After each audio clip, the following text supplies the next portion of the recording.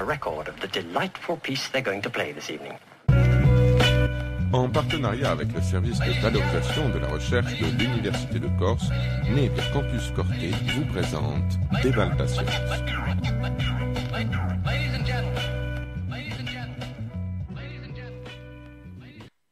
Bonjour à tous, chers auditeurs de Radio Nebbia. Vous êtes sur 90.6 dans Débalta Science et aujourd'hui, j'ai le plaisir de recevoir 3 invités d'un coup, d'un seul, un tir groupé avec Andrea Mattei, Patrice Teramorsi et Thérèse Albertini, que j'enjoins à se présenter. Thérèse, commencez. Oui, bonjour. Donc, je suis maître de conférence en sciences de gestion à l'Université de Corse. Je suis également directrice adjointe du laboratoire UMR LISA à l'Université de Corse. Et je suis aussi co-responsable scientifique du projet dont nous allons pas tarder à parler, le projet Réseau TPE-PME, répertoire scientifique et opérationnel des TPE-PME. Et paf, Andrea, à vous. Bonjour, Andrea Mattei, donc je suis ingénieur d'études à l'Université de Corse, au sein de l'UMR LISA, et donc j'ai été recrutée spécifiquement sur le projet de recherche Réseau TPE-PME. Patrice. Oui, bonjour, donc Patrice Teramorsi, je suis maître de conférence en sciences de gestion à l'Université de Corse et je suis co-responsable scientifique du projet Réseau TPE-PME. C'est vous la caution scientifique. Oui. Enfin, Bon alors, parlez-moi un petit peu de ce projet Réseau TPE-PME. Il se centre, j'imagine, sur la Corse en priorité. Oui. Alors, comme son nom l'indique, il s'oriente avant tout sur la gestion, le management des TPE-PME. Tout simplement parce que nous sommes des chercheurs en sciences de gestion. Les sciences de gestion, ce sont des sciences qui s'intéressent au fonctionnement des organisations. Alors, des entreprises, mais des organisations de manière générale, une association comme c'est le cas de la vôtre. Et donc en Corse, tout naturellement, on s'est intéressé aux TPE-PME qui constituent l'essentiel du tissu économique insulaire. Et parce que c'est notre responsabilité vis-à-vis de ce territoire, s'intéresser à comment faire en sorte qu'elle fonctionne mieux, qu'elle puisse produire plus de valeur. Alors vous parlez de sciences de gestion, comme l'étude des groupes. Mais moi, on m'a bêtement appris que l'étude des groupes, c'était plutôt l'anthropologie ou la sociologie. C'est quoi la différence ? Alors, est-ce que c'est juste sociologie, mais pas... ou est-ce qu'on peut pas vous traiter d'islamo-gauchiste ? Voilà, le débat est sensible.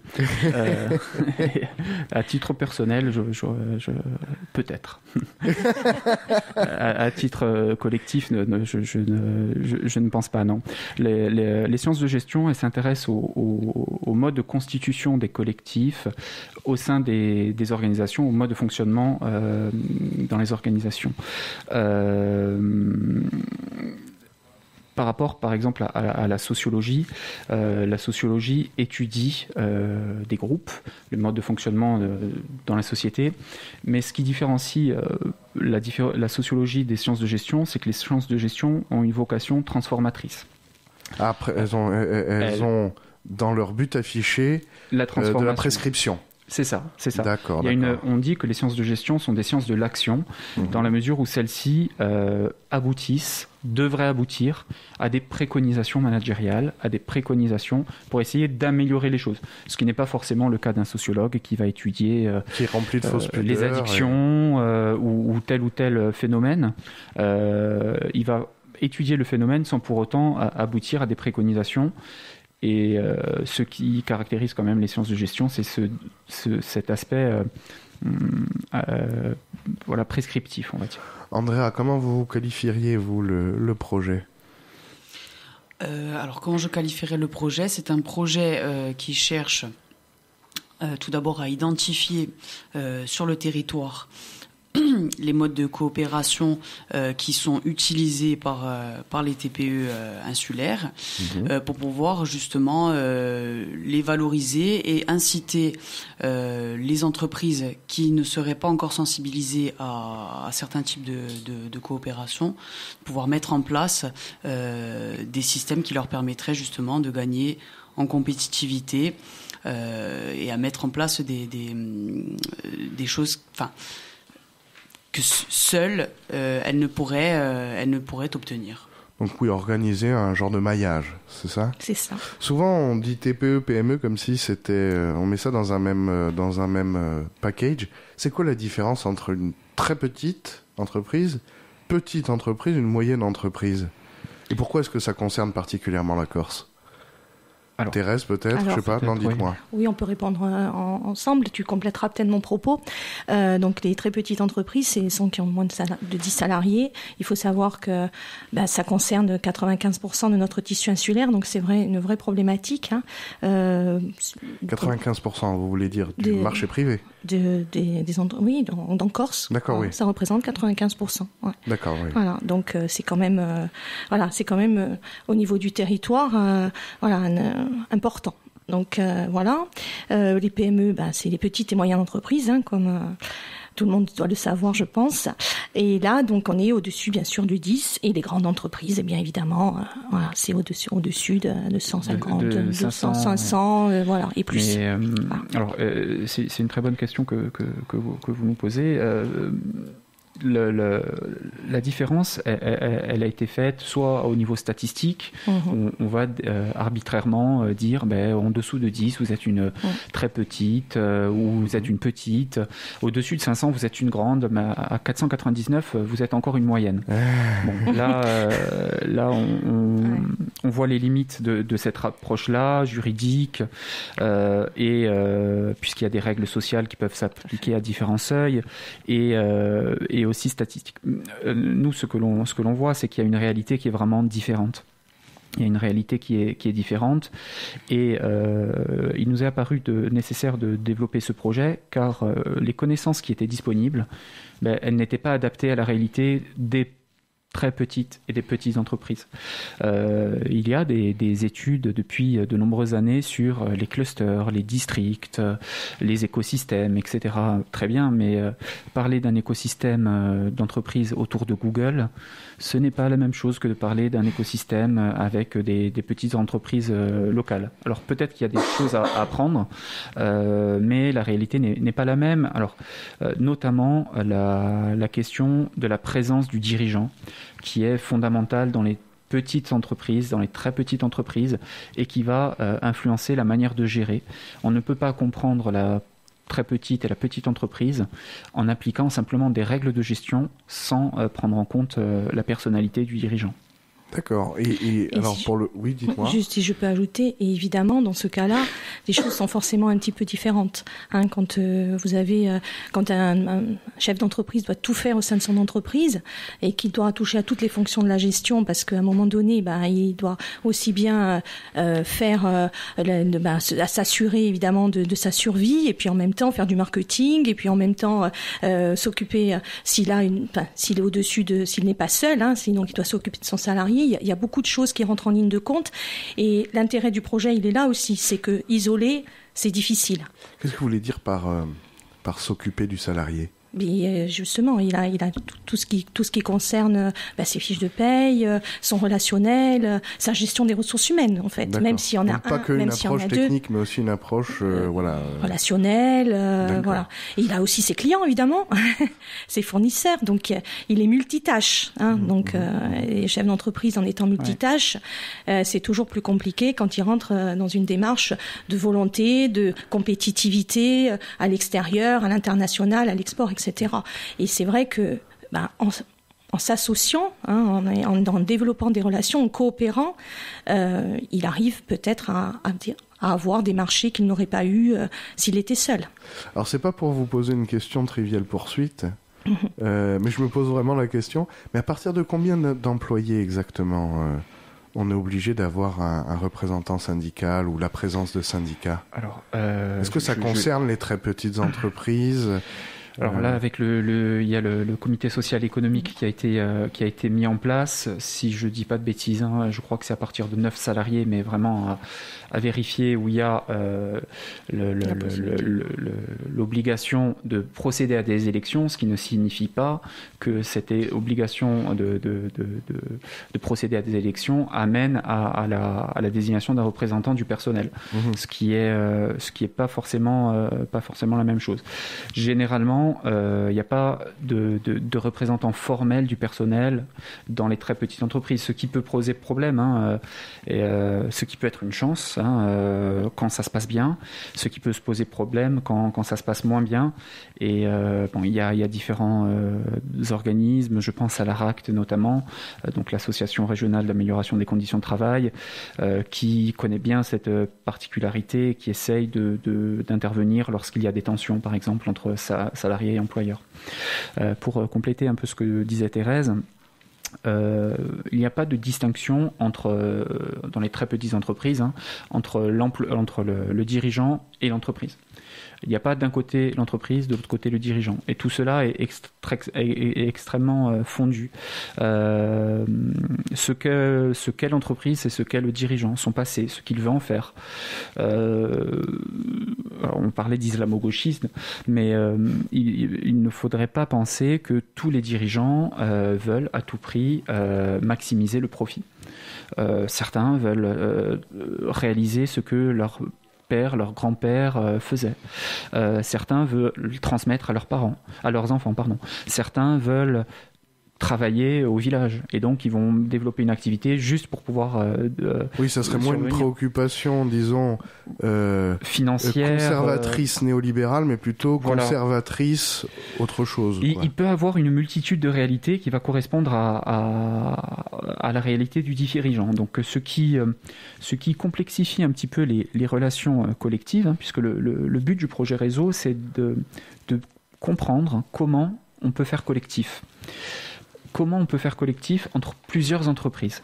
Et en faisant collectif, qu'est-ce qu'on gagne ? Et comment procéder pour faire cela ? Et si on applique des règles, simplement les règles du calcul économique, les règles du calcul économique ne nous permettront pas de comprendre les comportements. Parce qu'un dirigeant va préférer ne pas s'engager dans une démarche qui va le priver de liberté plutôt que de gagner un peu plus. C'est peut-être un peu difficile à comprendre comme ça, mais dans la réalité des faits, bien souvent, c'est ça. Et les modèles que l'on avait pour expliquer un peu le comportement des dirigeants ne nous permettaient pas d'éclairer ça. Et comme on a pu le voir, il y a différents exemples qui ont fonctionné, qui ont moins bien fonctionné, mais on dit souvent l'exemple de la filière clémentine. C'est parce qu'il y a eu une dynamique collective que la filière a pu résister à la crise et se porte, je pense, relativement bien. C'est une organisation qui se fait du coup entre dirigeants, c'est ça ? C'est ça. Alors, mais pas que. Voilà, nous on parle de relations interorganisationnelles, mais il y a différents types d'organisations. D'accord.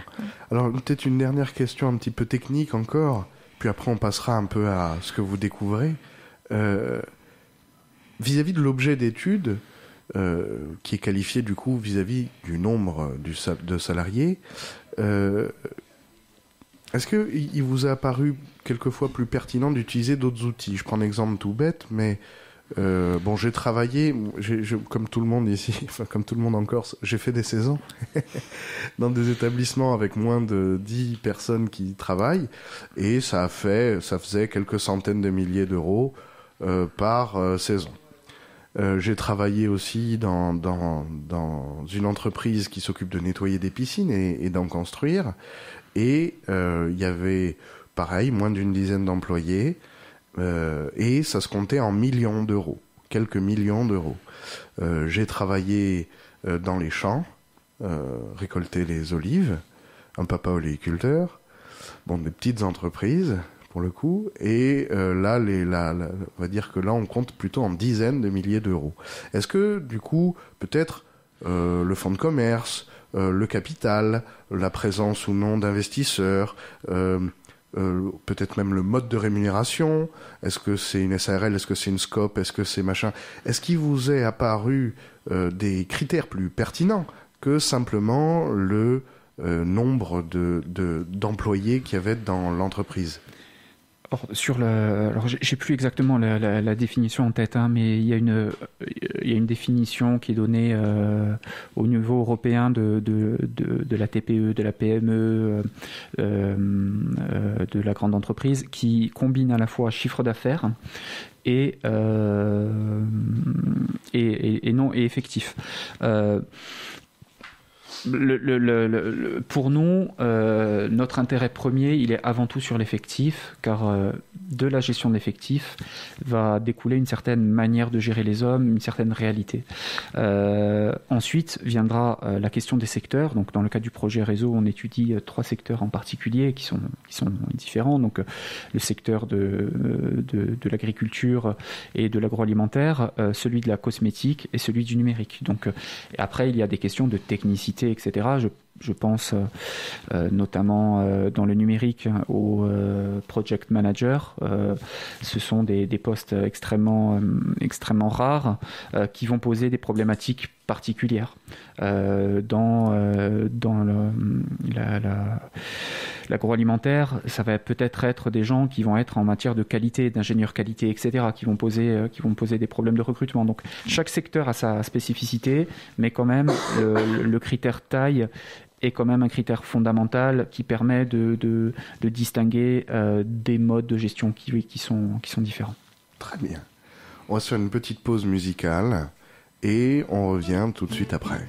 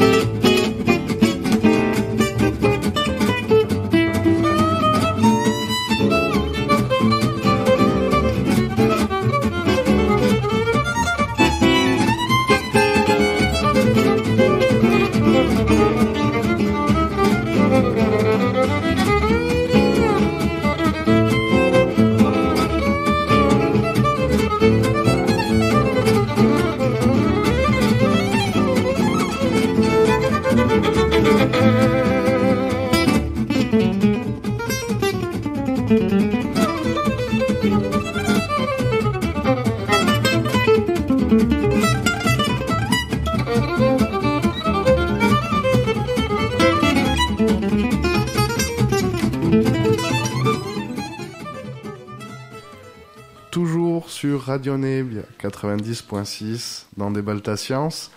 Alors, pendant la pause musicale, on a parlé de webinaire. Et moi, je sais même pas ce que c'est un webinaire. Donc là, il va falloir m'expliquer.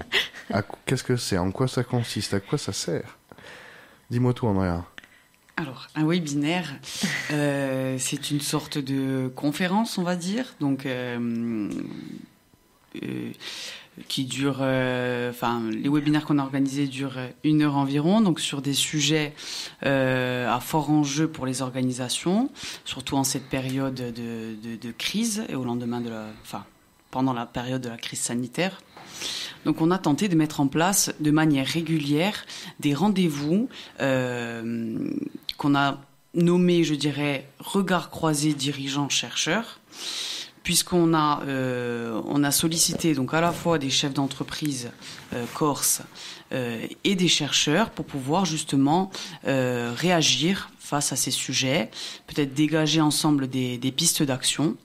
Voilà, donc sur un format donc à distanciel, puisqu'on avait des réunions programmées via Zoom, hein, puisque aujourd'hui c'est un peu par cet outil-là qu'on tout se passe. Ouais. Exactement. Voilà, donc on a organisé en tout une dizaine de webinaires entre le mois de février et le dernier sera dans 2 semaines, hein, le 7 juin. Voilà, une série de webinaires, comme je disais. Donc c'est l'association Séminaire et Web. Tout à fait. Voilà, tout à fait. Tout bêtement. Voilà. Il suffisait de le dire. Et pour le coup, ça contribue à... C'est quoi, qui est-ce qui vient à ces choses-là? Ça contribue à vos recherches? Alors, oui, c'est pour voir l'état de la connaissance, ou c'est pour... Ça contribue à... Enfin, ça contribue à sensibiliser les dirigeants à l'importance du réseau. L'objectif était... D'accord, donc c'est plus pour aller vers les acteurs que quelque chose qui se passe en interne. C'est ça.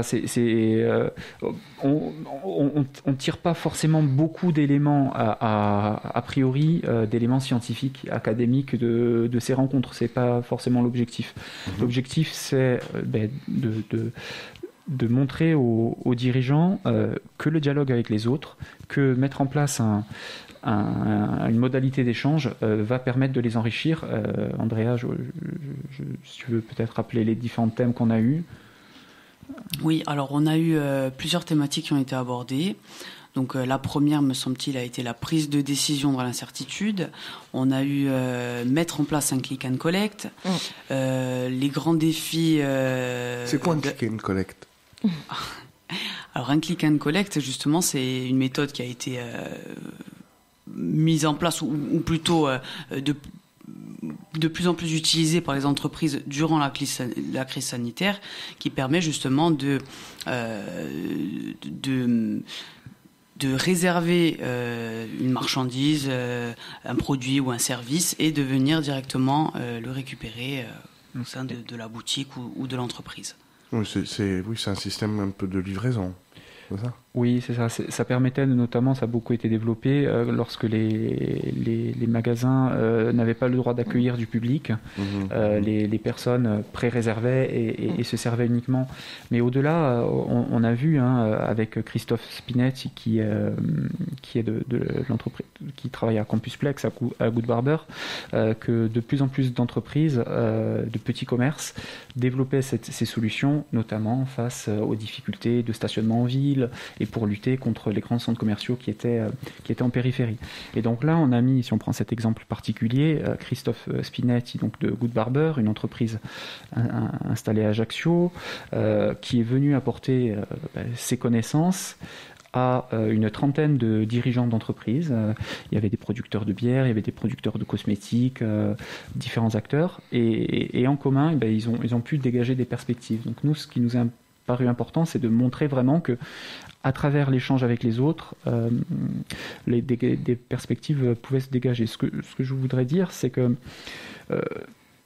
au quotidien, les entreprises échangent. Les dirigeants sont tout le temps ne sont pas enfermés dans leur entreprise, surtout dans les petites entreprises. Ils viennent en général des mêmes sphères sociales, donc ils se connaissent. Ils ne se voient pas la kermesse du vendredi, mais presque. Voilà, ça peut arriver. Ils se connaissent, ils ont peut-être vécu ensemble, etc. En Corse, généralement, les dirigeants sont très ancrés territorialement. Mais entre... Comment ça? J'ai cru comprendre qu'ils partaient plutôt l'hiver. Mais j'ai mal compris. Ils vont pas se faire des tours en Asie mineure certains. Ouais, certains. Là, ils sont ancrés, mais l'été, on va dire. C'est ça que vous voulez dire? Non, ce que je veux dire par ancré, c'est que... c'est qu'ils ont un yacht. Qu'il y a l'appartenance au territoire. Voilà, lorsqu'ils ont un problème... Parce que là, je vous sens dévier, là. Oui, j'évite. Je fais exprès, je veux vous taquiner un peu aussi. Lorsqu'ils ont un problème, la solution vient toujours d'une connaissance extérieure ou interne, mais on connaît toujours quelqu'un qui va essayer de nous trouver un problème sur un chantier, sur une machine qui est en panne, sur un saisonnier qu'on veut recruter, etc. Et c'est une richesse très très très importante qui permet la fluidité dans les petites entreprises. Et le risque, c'est de dire non, on va structurer tout ça, on va faire des procédures. Ça va être très beau sur le papier, mais ça ne va absolument pas fonctionner. Ça, c'est bien, mais lorsque l'on passe à un autre niveau, à une plus grande ampleur, mais on s'aperçoit que les relations entre les entreprises, entre les organisations, doivent être construites.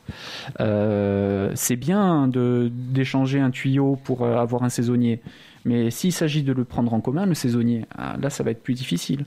S'il s'agit de le prendre l'hiver dans une entreprise et l'été dans une autre, ça va être un peu plus difficile. Alors, c'est pas impossible, mais voilà. Ça me pose question. Et d'ailleurs, c'est marrant que vous en parliez dans ces termes-là, puisque c'est à peu près ce qui est renvoyé énormément dans le discours public.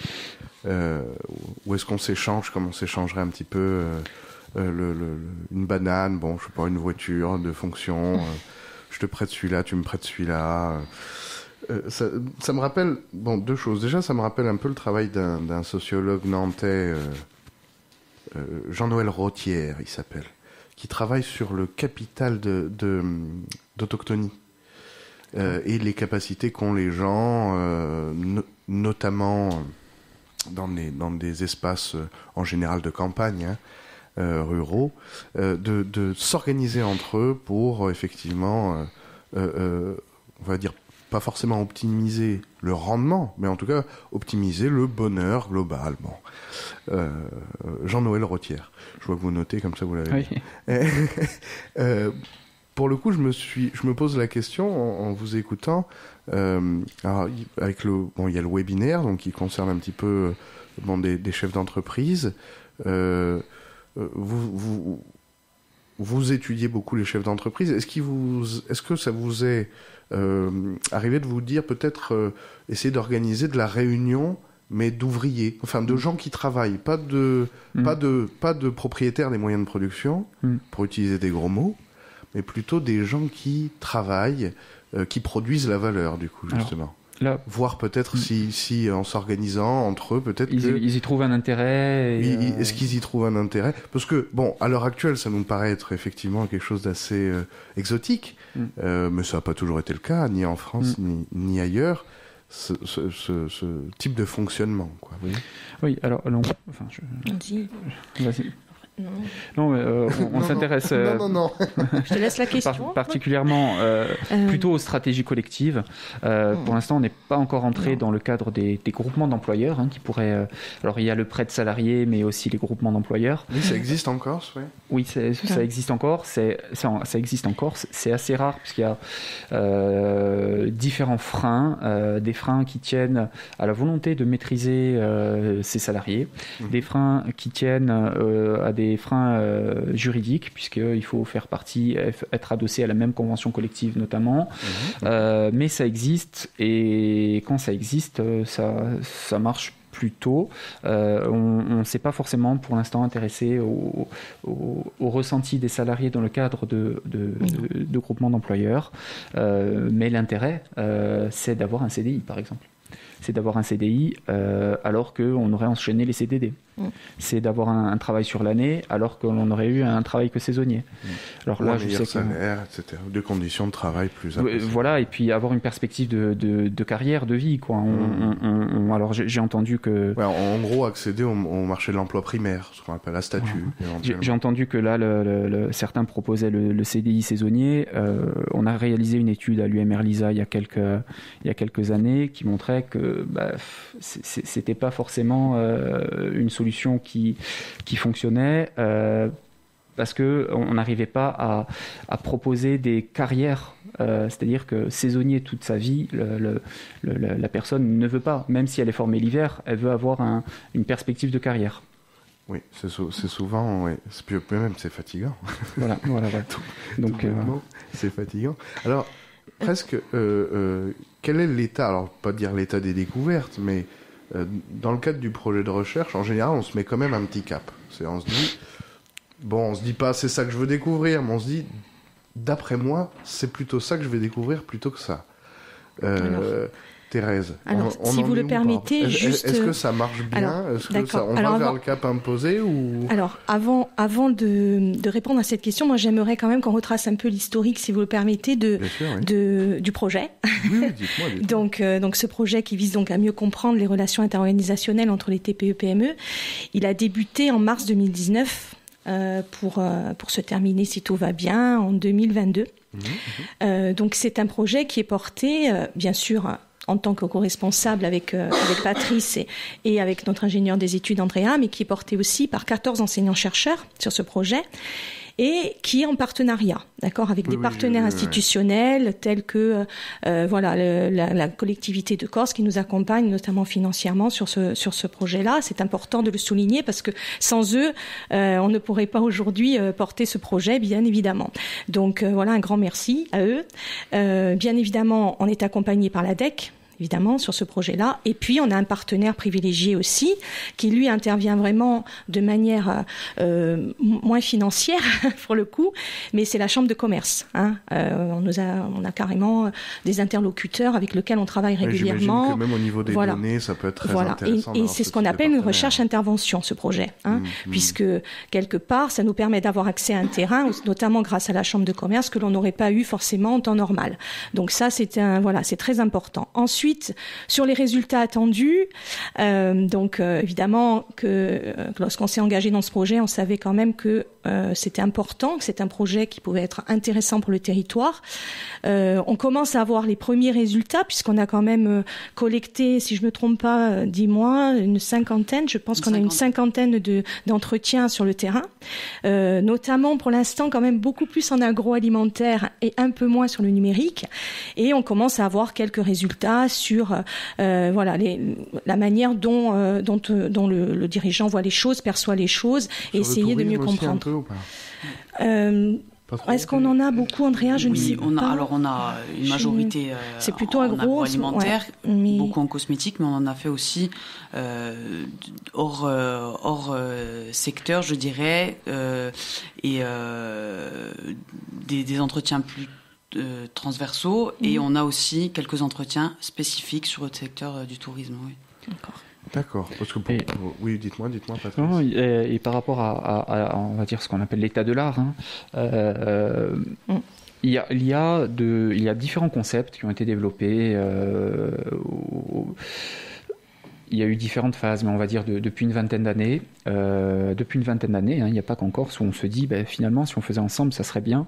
Un peu dans le monde entier, les entreprises se posent cette question sous l'influence de différents facteurs, l'évolution technique et aussi la mondialisation qui fait que aujourd'hui, vous êtes un petit commerçant à Corté, vous êtes en concurrence avec le monde entier, puisque tout le monde peut commander sur Amazon ou autre. Donc, différents concepts, comme la notion d'écosystème, comme la notion de coopétition, par exemple, qui s'imposent. Nous, notre angle d'attaque, et c'est là où on a un apport particulier, c'est l'influence du territoire sur le fonctionnement des écosystèmes. Bien souvent, les études qui sont menées, notamment aux États-Unis, interrogent l'écosystème comme si cet écosystème flottait dans l'air. Et ce qui unissait les gens, c'était l'intérêt ou le secteur d'activité. Et nous, on voit que l'attachement au territoire, que le fait de se connaître, comme vous avez dit, de passer des moments ensemble avant, après, d'être inscrit dans un temps long, fait qu'on va pas gérer les choses de la même manière. Donc, un des objectifs, c'est de développer des éléments de compréhension de l'influence du territoire sur le développement des stratégies de coopétition. Alors peut-être la coopétition, un mot. Donc la coopétition, c'est le fait d'être à la fois de coopérer et d'être concurrent. Et ça demande des mécanismes particuliers, notamment lorsqu'on est dans des territoires insulaires comme les nôtres, mais dans des territoires ruraux aussi. On travaille avec l'université de Clermont-Auvergne qui nous aide sur ce sujet-là. D'accord. Alors, on arrive malheureusement à la fin de l'interview. Est-ce que vous avez un petit mot de la fin ? Oui. Moi, j'en aurais un Thérèse. tout petit peu. Comment c'est? Dites-moi. Un tout petit en tout cas. C'est nous organisons donc le 10 et 11 juin une journée sur comprendre et accompagner les relations interorganisationnelles au sein des territoires. Voilà, donc c'était quand même pour C'est dire. quand vous l'avez dit? Alors le 10 et le 11 juin. Voilà. Où ça? Dites-nous. Alors à l'université, Corté, très voilà, l'université de Corté, et ce sera notamment, puisqu'on nous a gentiment prêté les salles, à l'UFR de Lettres. C'est très bien. Voilà. André, un dernier mot? Non, rien. Sur le projet... On est bon. Ça- Non, mais on n'est pas obligé. Des fois, le silence est d'or, comme disait l'autre. Patrice, quelque chose à rajouter? Oui, tout d'abord, vous remercier pour votre accueil et pour dire, parce qu'on pense souvent que l'université est éloignée de la réalité, du territoire, etc., qu'on est totalement à l'écoute. Et si parmi vos auditeurs, certains ont des projets, des idées, des envies, qu'ils n'hésitent pas à se rapprocher de nous, ils trouveront nos contacts facilement et puis on peut voir ce que l'on peut faire ensemble. Donc ne pas hésiter à se rapprocher de l'université dans toute sa diversité. Ou même de Radioné, bien on vous enverra les coordonnées de l'équipe projet réseau TPE-PME. Très chers auditeurs, je vous dis à bientôt sur 90.6 des Baltas Sciences, Radioné, bien vous connaissez la chanson.